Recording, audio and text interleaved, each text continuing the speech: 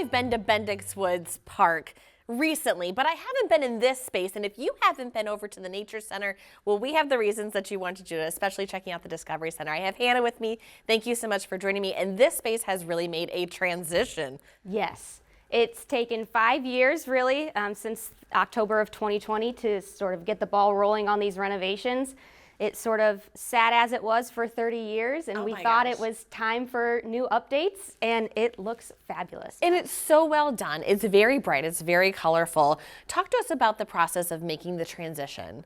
Yes, it started off as a simple project of updating a few things, and then it turned into a full-blown demolition.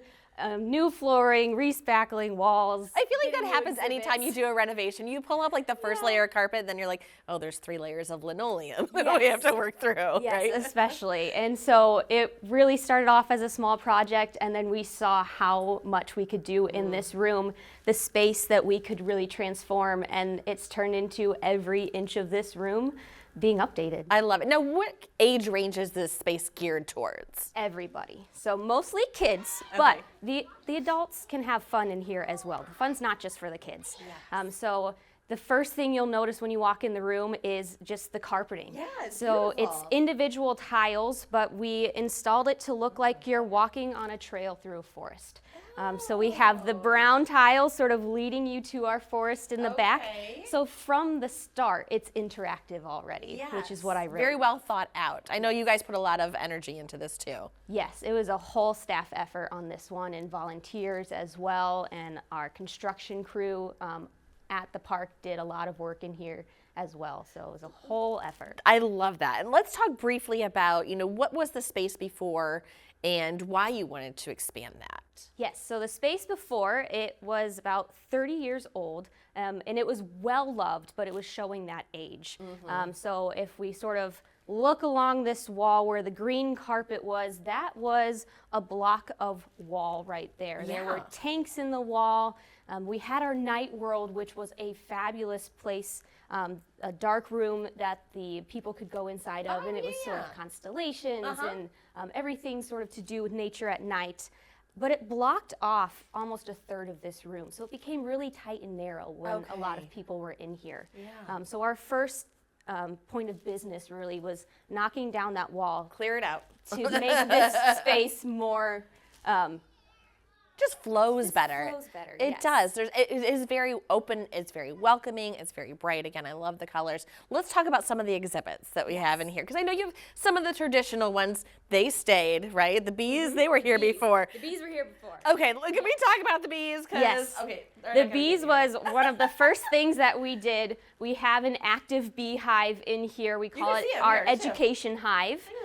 So this is our actual beehive. We have a sign saying, please don't open. Bees are hard at work in there. And I don't have my EpiPen with me today, so don't open it. No, but it is nice and closed off. But the bees do have a tube with access to the outside because they do need to find food and water and do everything bees need to do. They have an important job here at the park, right? Yes, a very important job. So they are pollinators. And so bees go from flower to flower, they get pollen, they help all of the plants talk to each other, and bees are really important all across Indiana and the United States because they also help us get our food.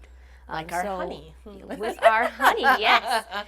So the really cool thing about this hive is we wanted people to see the bees going into it. So on this side of our hive, we have a viewing window over here. Oh, wow. So these are the bees that are right inside of our hive. They're very hard at work, but we wanted people to be able to see the inside of the hive, see the bees working, because normally you don't see the inside of a hive. Right, exactly. So we took a little viewing window so that they can see that. And it's safe. It is safe, yes. No bees escaping. I love that. This is still part of the beehive exhibit here, too? Yes, this was actually here before. Oh, it was? Yes, yeah. So this is a piece we brought back. An intern actually had this idea and made it before I got here. So this is one of the original pieces, and it's interactive. They can play sort of a nice tossing game of bean bags where they learn about honey and pollen. There's a crawl through element, which is very exciting because every kid loves to crawl through something. I know. Yes. I'm very tempted. I was going to start. I absolutely. Can we go through? Yes, we can. Can we go through? Okay. Yes. Let's talk about what this space is, because this is amazing. Are you coming, Hannah? Oh, I'm coming behind you. I love this space. Now, this is what I'm talking about. When we say all ages. Yes, all ages, especially. Look, there's a little frog down there, too. Okay, This is the popular ponds. And I cannot imagine that this is not popular. This has to be, right? This is the most popular by far. And one of the best things, it's interactive, but it's climbable.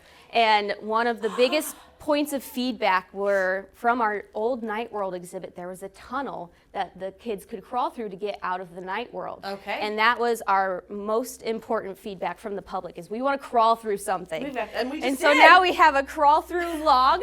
And this is actually a native Indiana tree species. And we have a crawl through muskrat den as well. And what about this over here? Because Yes. this is beautiful. I love the mural, too. So this is my wander into the woods, and it looks like a mural, but this is probably my favorite find because it's wallpaper.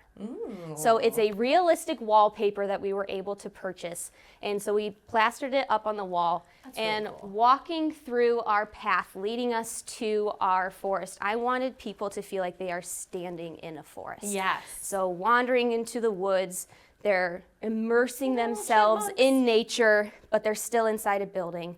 But we have our windows looking out into our forest right behind the nature center, and we've added critters and creatures. And they're learning too. You guys have they all are of the learning. information here so people can learn more about it. They can touch, they can feel things, they can look. Look at that, a lift it. leopard slug. Okay, now before we go, I have to try this, right? Yes. This is one of my favorite things. I love these. There's one of these at the zoo. I'm not a very good jumper, but who's the farthest that somebody's jumped in here?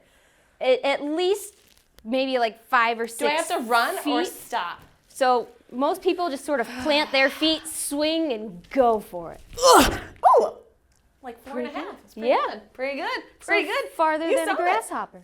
There we go. Perfect. So there's great stuff to do. When can people visit this space? Yes, so the Nature Center and the Discovery Room is open Monday through Friday from 8 a.m. to 4:30 p.m. Even though it's during the work week, there's still times where we can open it on the weekends. And this space is free. I mean, if we have park entrance, you'll pay the park entrance, but this space is free to visit. This is free, yep. I love that. All right. Thank you so much. Hannah, where can we get more information? You can find more information at sjcparks.org. Awesome. Thank you so much for showing us around. It's time to go climb. Let's go. Come on.